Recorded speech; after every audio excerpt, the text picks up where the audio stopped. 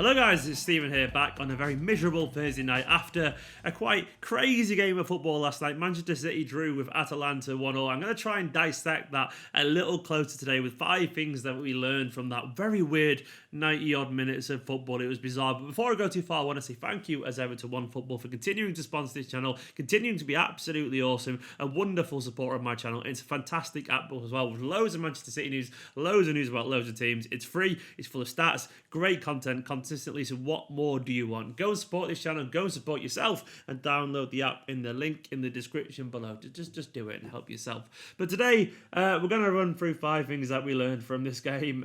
There's absolutely loads, to be honest. I could have literally had about 7 or 8 or 9 or 10 because it was such a weird 90 minutes of football. But I've tried to kind of narrow it down to some that I think were interesting and some that maybe were a little bit controversial, but I'm going to touch on them anyway. Firstly, I'm going to start with typical City.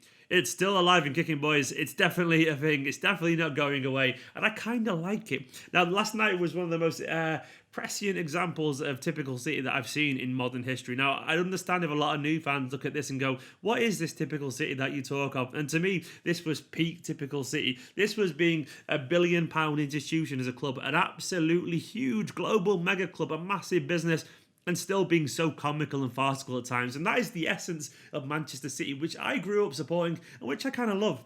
Now, someone once famously said that if City could win a cup for cock-ups, they'd have somehow managed to do that. And I think City always had this kind of little small side to them. And for me personally, as a fan, I find it quite reassuring to know that despite everything, we will always have this kind of little silly old club attitude to us every now and then. We'll see comical moments like that. It's kind of fun. It's kind of nice, and it shows that the soul of the club is still there. At the same time, I think some of the stuff that happens is just inevitable given the amount of games we play. But it is kind of nice to seeing that this club, the part of the club that makes it special. Manchester City, a long time ago, were everyone's second favourite team, and times do change, don't they? It's nice that that part of the club is still there in some way. And nice, like last night, even though the result wasn't good, they are fun. They're fun because football, first and foremost, is about entertainment. And the day I stop enjoying football is the day I stop watching football, because last night, and even when we were crap at times, back in the 90s and whatever, I still enjoy going to watch Manchester City because the camaraderie from the fans, all that kind of stuff. And last night came alive with another example. Despite things going tragically wrong on the pitch at times, we maintained our sense of humour, and I love the fact that typical City is still around and we can still laugh at it when it matters. A bit of a kind of whimsical point, that, but to me that is important. It's what I enjoy about football. Secondly, on a much more solemn note, the injuries are backing up. As I'm recording this, we've still not heard anything about Ederson. Now, Klopp's come out in the press and said, oh, he's definitely going to play. And maybe it is just some kind of precautionary thing there. I don't know, but the injuries don't look good, really, do they? Now, Ederson is another one that could be joining this long list of absentees as we head to Anfield at the weekend. That obviously includes David Silva, potentially. Guardiola has said he's out, and Klopp once again, I think, and some Liverpool fans would say that he's bluffing on that front, but Klopp could be wrong, and Guardiola could be right. He would know a lot more, for example.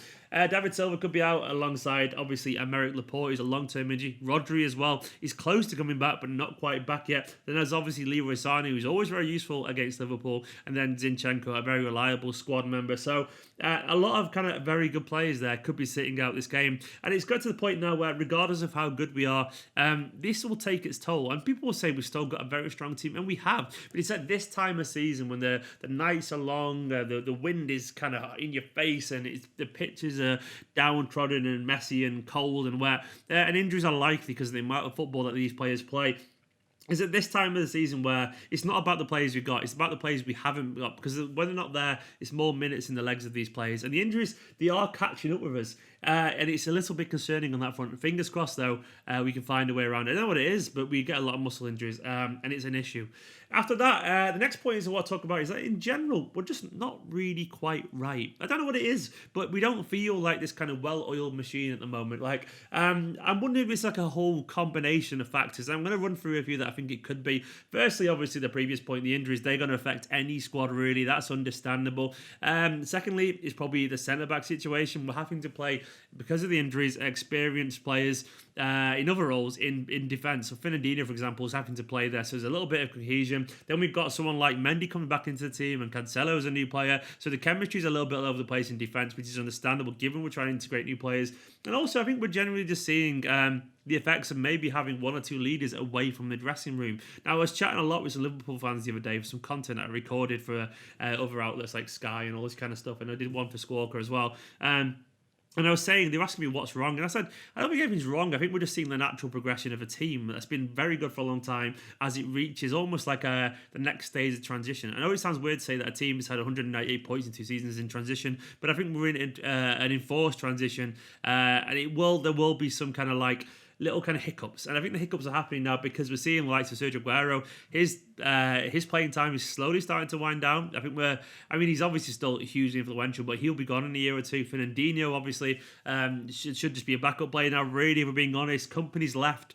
And then, obviously, David Silva's going to leave soon. And then we've also lost, obviously, around dressing room like Kompany. And even Fabian Delph, he was a confident, likeable player in the team. In terms of, even if he wasn't playing, likewise, him and Kompany, they have an impact on this squad. And we're seeing little issues like that. And maybe as well, in general, it's just like the third season after that. Eventually, you have to try new things, and you have to introduce new players like Rodri and Cancelo. And I think just seeing some key players being out injured. So we're not quite right at the moment. I do think in general, though, we will come out of this because we're seeing the likes of like Kevin De Bruyne and Bernardo Silva look a little bit kind of not 100%. Even Sterling, when he's scoring, he's not playing that great. And then we're seeing a few key players just kind of look a bit underwhelming. And when it's that many, you think, well, maybe there's just a few things affecting the squad. I don't think it's anything majorly serious. I think it's just a natural progression of what's happened because one season is always going to be a little bit less good than the other seasons. We could still get 90 points this season, which in most years would be a phenomenal amount of points. It might not be enough to win the league, but that would still be a good season. It's just that someone else might be a little bit better. It's just one of those things. Next one for me is controversial, and it's not really a dig on Fernandinho. I just really wanted to use the pun. I'm sorry, it's a terrible pun. But it's more about the centre-backs. Not Fernandinho in particular, but it's just, as I said, it's just a pretty fun pun to write, so I wrote it down. I love Fernandinho. I absolutely love the man. He's incredible. So don't think this is a personal attack on him. It's more the fact that I think in general, we haven't found a solution for the centre-back problem. I think he's done pretty okay against the teams that don't offer him any real challenge, and that's understandable because, we're a very good possession side and all that kind of stuff. But I think Fernandinho in particular has shown a little bit of signs of kind of like naivety in defence, and I think that's understandable. He was nowhere near his man at all. Likewise, Mendy, to be fair to him, but the chemistry between those two is what you'd expect for a guy who hasn't played football for 2 years and a guy who's never played centre-back in his life. It's a little bit all over the place. But he was nowhere near his man for their goal. He's also given away a few stupid fouls recently. Now, Fernandinho's always done a few dodgy fouls. He's been very good at that. But I think he's doing this mainly. I think his judgment's gone a little bit. And I think it's because he's out of position. And I think if you're out of position and you're a little bit more uncomfortable, you're more likely to make an error of judgment. And I think this is what's affecting him in that front. And it also could be that because he's doing the kind of things he'd usually do, but he's the last man, it's making a difference, so he's getting booking. Normally he'd be doing that, but he'd have defenders behind him, the other little kind of pushes at the sideline, which got me a yellow card. And he'd probably just about get away with it because there was no immediate threat. But now these kind of decisions that he used to take, he can't get away with them in the role he's in because the centre-back, well, there's a heightened sense of risk there and referees are more attuned to centre-back making a foul. And I think he looks a little bit lost in that role. Now, I'm not going to blame him because he's been perfectly fine, but he looks like a fourth-choice centre-back and a midfielder playing in defence. His passing's good and he's in general okay, but there are moments when his natural inclination is not to be a centre-back, and that's totally understandable. I'd love to see actual centre-backs there at some point and give him a try because I think we're asking him to do an impossible job. He's okay as a stopgap, but he's not the future in that role. And I don't think no one ever pretended he was, to be fair. I think we basically, long story short, still have centre-back problems, which is going to be interesting at Anfield. And finally, penalties. We've not really got a solution with that yet, have we? Gabriel Jesus' penalty. This is an interesting little small one. It's not like a major talking point, but that was a bad penalty. I think he's missed he's only got a 57% success ratio in his career at penalties. He's not good at them. And then it got me thinking, well, who else would have taken them? And I think the large consensus is that Aguero is okay. He's pretty good. And I think we remember the misses a little bit much, especially given the fact that he missed one against Spurs last year, which is a big miss.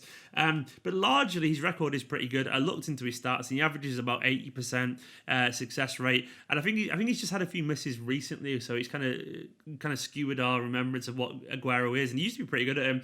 And the average in general completion from most people and teams is about 70%, so he is slightly above average in that front, but he's not like Balotelli or Yaya. And it made me think, well, who could it be? I looked into Kevin De Bruyne's stats, and you'd think someone who strikes a ball as sweet as he does, and someone who's such a leader as he is, you think, and he's been the best player in teams like Wolfsburg and all that kind of stuff. You think surely he would have taken penalties and scored at some point. No, like in his career at club level, he's taken one penalty ever. He's always shied away from them. That was against Everton, where he missed for Manchester City. I remember that when we missed 2 penalties in one game, and he missed his.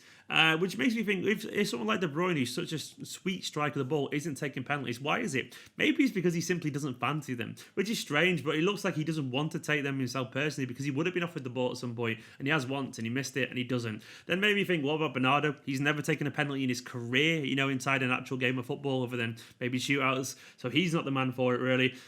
Which leaves kind of Aguero, or then maybe Gundogan. Now, Gundogan has taken, I saw some stats online, and it's on Transfer Market, it showed that he scored 7 out of 7. That does include some U-team football. But though I do remember him missing one in a pre-season friendly, to be fair. But he also has taken a penalty in a Champions League final, which is huge, and scored it. So for me, Gundogan would be the man. But I think it's going to be Aguero because of his seniority. I think in general, penalties are a little bit frustrating because I feel like I always wonder why players aren't better at penalties, because it feels like such a teachable trick. I wonder if it's just one of those things where teams kind of just accept that, some people are good at it and not. But it doesn't seem right, that to me. You think world-class football should be able to hit the top corner, just learn it and learn it, but for whatever reason it doesn't happen. So I think we could probably do with some kind of hierarchy of penalties, and Gabriel Jesus isn't the answer. For me, it's probably going to be, statistically speaking, probably Aguero and Gundogan. But guys, that are the 5 things that I pulled from this. Obviously, I didn't touch on Kyle Walker. Number 6 could be that we've got a new backup goalkeeper. Kyle was weirdly in that last night, wasn't it? It was strange. 7 could be... 7 could be, I guess, that we showed signs of having a really good midfield in that first half, but we lost focus. Like, I enjoyed De Bruyne, Bernardo, and Sterling and Mahrez and Gabriel Jesus linking up initially in the first half, but it didn't happen. And it could be loads more talking points, but that's the 5 that I've gone for. Guys, let me know what you make of all those in the comments below. I'm still feeling weirdly confident about the weekend. It makes no sense, but I don't know. Something's in the air for me. Maybe I'm hopelessly wrong on that front. Who knows? For now, though, go and check out my match reaction from last night if you want to. Make sure you subscribe to this channel if you like Manchester City content. Like, comment, all the usual stuff, and I'll see you soon.